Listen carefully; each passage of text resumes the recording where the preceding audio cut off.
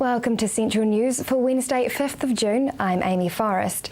In today's news, the rugby season is off to a great start for the Waikato with the Chiefs' recent win and the club rugby season in full swing.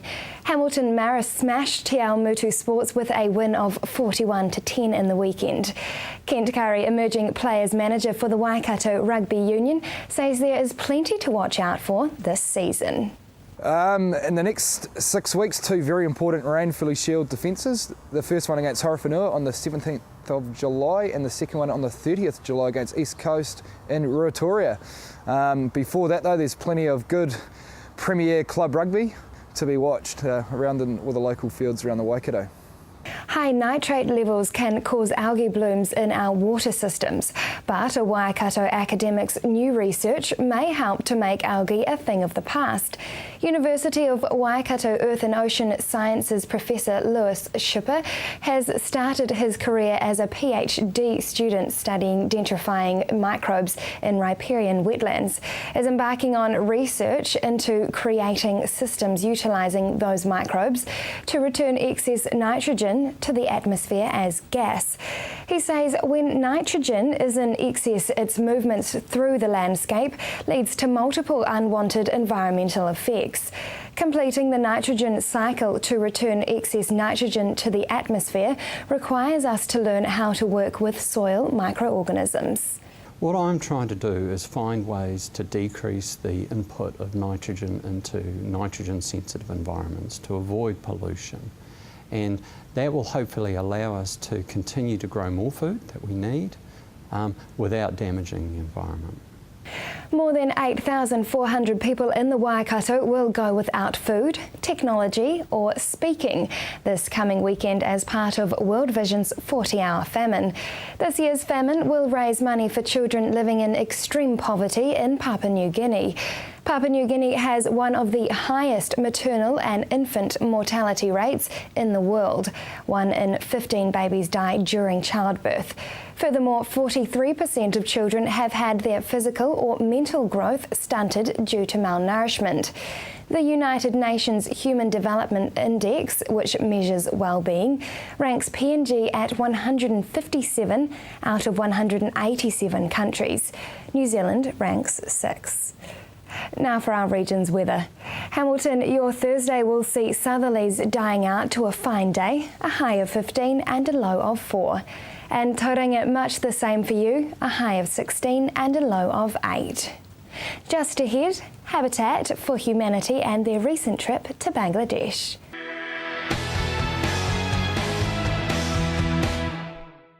Welcome to Central News on TV Central. As New Zealand land and home prices continue to rise, Kiwis are finding it harder to own their first home. One organisation is helping make the dream of home ownership a reality. Hilary Entwistle found out more about Habitat for Humanity. For those who are unaware, what is Habitat for Humanity? We're a Christian not-for-profit that's, our vision is around a world where everyone has a decent place to live. So we focus on shelter and giving people simple, decent accommodation. What range of work do you guys do in the community? Oh, we do all kinds of things. We build new houses, and I think most people probably who have heard of us have heard about our new housing program. So we build new homes in my region, probably 5 or 6 a year. So that's 5 or 6 families getting a nice new home and somewhere decent to move into. We've recently moved into some social rental as well. We bought some pensioner flats off the City Council here in Hamilton. And so we've got 12 pensioner units in partnership with the Crosslight Trust, which is based out of West Hamilton Parish, and we provide accommodation for the oldies and support services, the outings and the fun bits and pieces that they can do as well. And then we've got a repair program, and so we look for people who need repairs to their home. It's much cheaper to fix somebody's house than it is to build a new one. So anything, bathrooms falling apart or roofs that leak, that kind of stuff, people can give us a call. We go out, have a look, and then get a team of people together to go and help repair that home and bring it back up to speed again. How many people has Habitat for Humanity helped get into a new home? So in the central North Island, we've just built our 105th house. So that's our new builds again, so pretty big number. Across New Zealand, it's well into the 300s now, so quite a few people with our new housing program. But then we're also ramping up our repair program, and so we're really hoping that will help more and more people. And we've done about 15 or 20 of those projects. What has been happening since we last spoke? Oh, all kinds of things. I guess we've done a few global village trips, and so been out of the country helping internationally. We've also got these pensioner flats. When we bought them, they were a little bit run down, so we've had some school groups going in and helping us repair those. And probably our school program is something that we've really got running now. So we've got Melville, Boys High, Fraser, Hamilton Girls and Hamilton Diocesan School, all contributing in some way, whether it's us talking to them about social justice or them coming along on site and helping paint and do all kinds of little odd jobs around the place, really trying to get the youth involved. What about your recent renovation projects? So this is part of our repair program, but we've also been donated a house by a developer. That when they do these developments, and you drive down Killarney Road here in Hamilton, you see old houses up on trucks being pulled off the site. Developer said, well, Habitat, would you like the old house? We don't need it. So we've got a house out at Horotū at the moment, and we're going through renovating that property. It'll be ready in about a month or so, and then we can take that out to Putaruru and put that on site, and again give somebody else a nice newly renovated house somewhere to live. So how do you guys actually find these people for the homes? So it's a Habitat's motto is a hand up, not a handout. So basically we work in partnership with the community, and we look for people in need, and then we explain to those people that look, we can help you. It's going to require a lot of effort on your behalf, but we'll come along for the ride. And so we do public meetings, we have an application process, people come along, they hear about Habitat, they apply for the program, and then we select the family and they get involved. And tell us about your recent travels to Bangladesh. Yeah, that was great. It was funny, I didn't want to go. It was one of those places where I sort of looked at it in the news and went, looks a bit nasty. And the building collapses and the apparel factory fires and things, and you see the really bad side of the country. And yet, we had a team of 25 to 30 people, and we went up and built some houses in a village absolutely in the middle of nowhere, in Dolchara. And it was great. It was one of the best experiences I've had for a long time. We were in the community. We got alongside these people. Some of them picked tea leaves, and that was their income. They made less than $1 a day. They lived in the middle of a tea plantation, and on the other side was a lemon tree grove, and the rest of the community picked lemons. There was no money. They're really, really poor, and yet the joy and just the happiness in life was outstanding. And a lot of the Kiwis that came back just going, wow, wish we could be that happy. We built 20 houses in this village. There was a team of about 30 odd Kiwis plus a bunch of Americans and some Australians, and we all got on really well and did a huge amount of work as well. I think we were building for about a week. And came back and sort of reflect on how much we have and how little they have. Why do you think those people are so much happier? I think it's expectation. A lot of people in the first world have these really high expectations about what you're allowed and what you're not allowed, and what you should have. And these people are just satisfied with what they've got. And so when you go in and say to them, look, we can help you, for $1,000, $2,000 build them a new house, they're just beside themselves. They can't believe that we would come and help them. It's a genuine sort of way of just helping other people, all around the world. And what are the other builds that you've got coming up? Yep, so we've got one coming up in Hamilton here in Dryden Road in September, and we've got one in Taupo in November. So if people want to get involved, want to donate or help on the site, best just to give us a call here at the office, and we can point you in the right direction. What an amazing organisation, making sure everyone in our country has a roof over their head. Up next, we talk global warming with Ken Ring.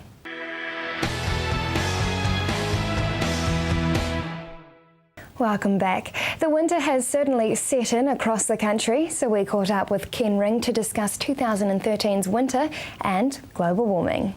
Hi Ken, now tell me, how is the weather shaping up for farmers and agriculturists over the next year? Do they need to prepare for anything extreme? Well, of course, there's always extreme weather events. There's going to be, the same amount of heavy rainstorms and frosts. There's going to be quite a few frosts. First frosts probably around about now, 19th to the 22nd of May, almost daily in the first and third weeks of June, and July the first week, and then about every 4 days. So you're going to get frosts. In fact, the last frost for the Waikato I've got earmarked for the 17th of November, which is the full moon. So, you are going to get the frost. Is going to get strong winds. There's going to be sort of wind damage in Waikato and Bay of Plenty in second week of June, and various other August in the mid-month and places like that. So yeah, we are going to get extreme weather, and overall it's going to be a wetter winter than average. So we've got that but also the temperatures are going to be warmer for the first 2 months of winter. So that's a blessing really for this particular region. So can we focus a little more on June, July and August? Tell me a bit about the ski season coming up. Okay, well let's get the ski season out of the way first of all. I expect snow in the second week of June to come on to Ruapehu as well as everybody else, but of course there's very little if any snow there at the moment. The South Island are getting it, but yeah, from then onwards the snow will be there. I think one of the problems this year is going to be too much snow, because access will be difficult to get to the snowfields, and of course visibility will be down when there's too much cloud around. But I think if I was a skier, I'd be thinking about going down around July the 11th and September the 21st, and because from then onwards there's dry windows and a lot of snow will have fallen, and it will be an ideal time to take kids down. And how can the general public use all of the information that you give to help prepare throughout the year? Right, well, long-range forecasting, of course, is useful for just about everybody in New Zealand, because we all depend on the weather in some way. I mean, for the general public, it's planning for holidays, planning for weddings, things like that. For the farmer, it's when to move stock to higher ground if there's a flood coming, or when to move sheep to lower ground. That's what they do. And of course, there's harvesting, haymaking, when to get the contracting teams in. So really, it's good to have a handle on what's coming up, and that's what I'm trying to provide. So the weather affects everyone, whether it be small or large. So why else do you think it's important to know what's going on? Well, it saves you money, of course. You don't have to have teams on standby if it's raining, just to get them out, for outdoor things. And of course, if you're employing pickers, just don't employ them when you don't need them, when there's too much rain coming. And so of course, stocking up on feed for lean times, that's what farmers are doing more and more. And so yeah, that's the value of it. People who had my almanac would have known about the drought coming from last September, and they would have known that torrential rain was coming in April, because that's what the book said. So that's the kind of thing I'm trying to provide. Exactly, it's all about preparation. Yeah. So is the climate changing? Well, they say that, don't they? So in answer to that, I say, well, are we walking any faster as a species? Are we running any faster than we did 100 years ago? And people would say, well, probably not. Okay, but then you look at Olympic records and people seem to be breaking records. So what's that about?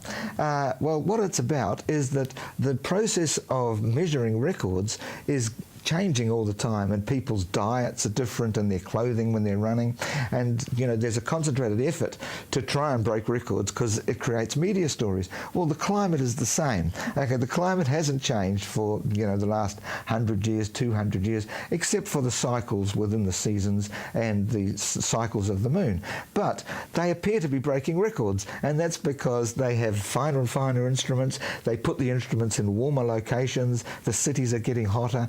know. So the measuring is different, but the climate is not. Just like, you know, the Olympic Games. Okay, so do you believe in global warming? Absolutely not. Not one iota. I think it's a scam in order to create tax dollars. And for instance, there is no one global temperature at any one moment in the world. Half of the world are in winter, the other half is in summer. Half of the world are in daytime, the other half are in nighttime. So where's the average temperature of the globe? And of course there isn't one.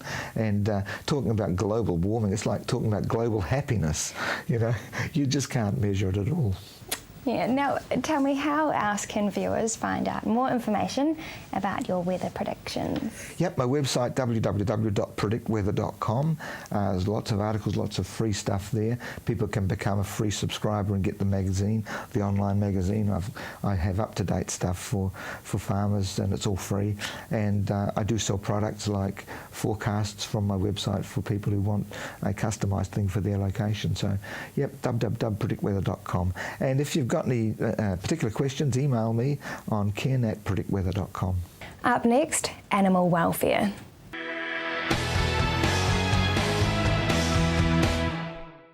If you have just joined us, welcome to Central News. Changes have been made to the Animal Welfare Bill from 1999 and were introduced as the Animal Welfare Amendment Bill on the 8th of May.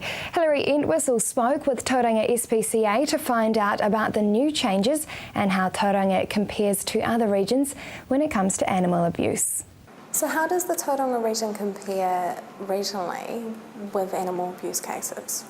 Because of its size and its geographic location, we deal with a wide range of animal cases, from residential settings with the companion animals, cats and dogs, as well as the larger animals, farm and lifestyle block settings as well. So we are a busy centre.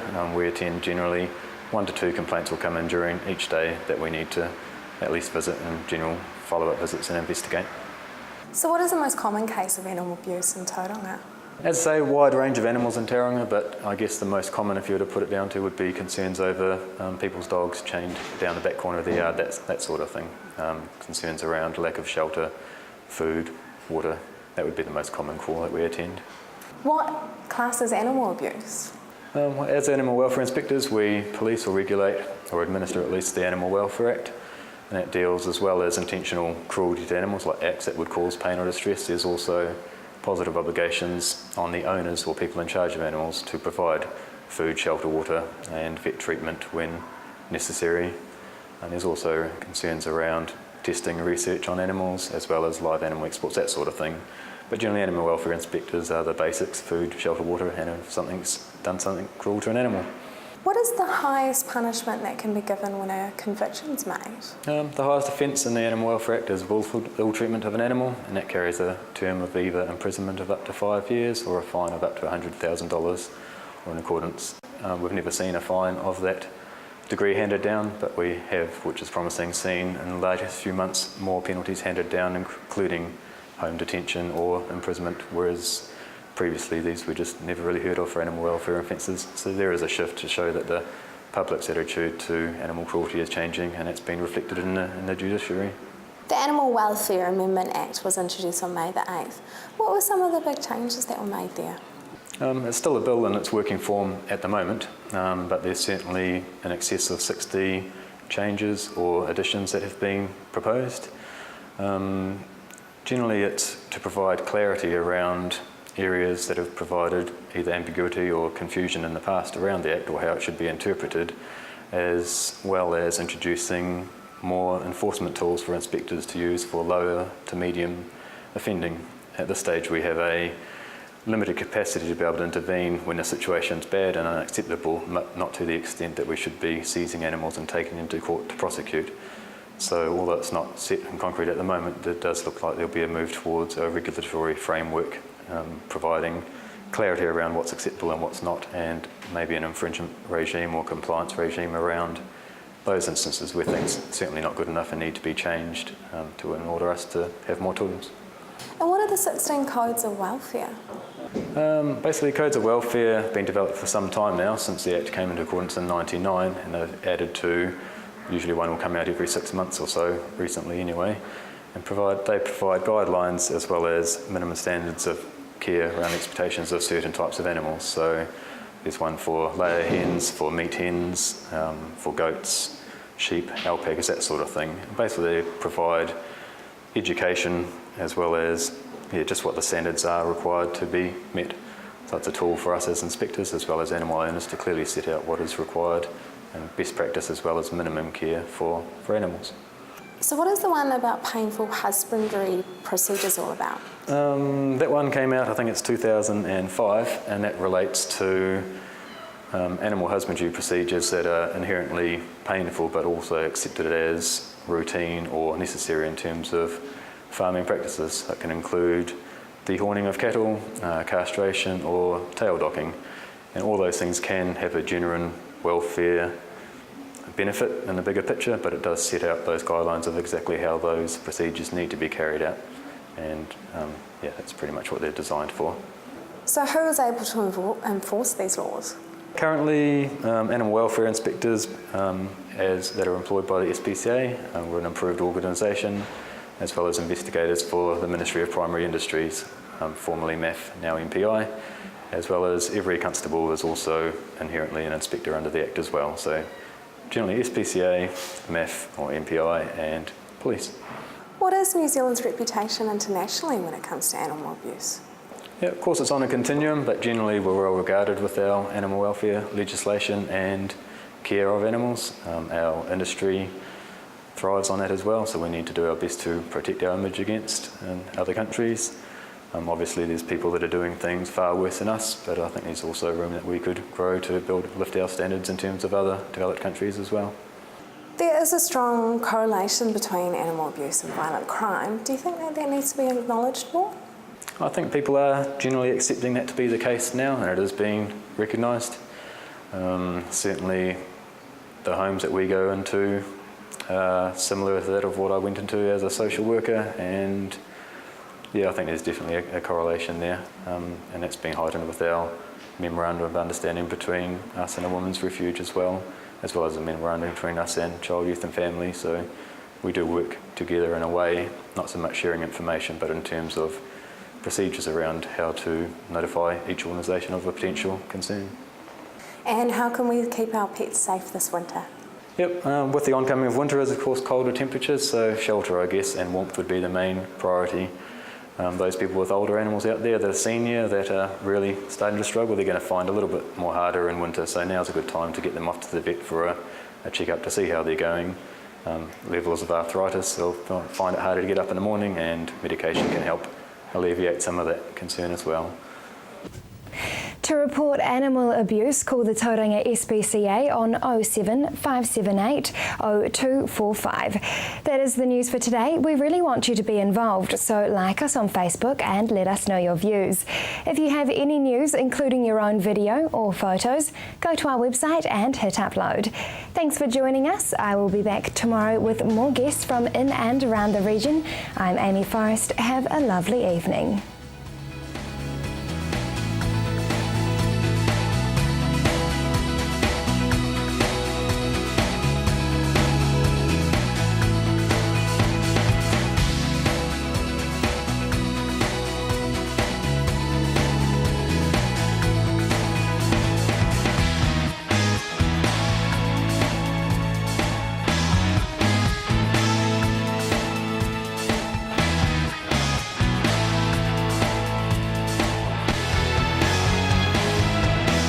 This has been an Alpha Media production, a division of Television Media Group.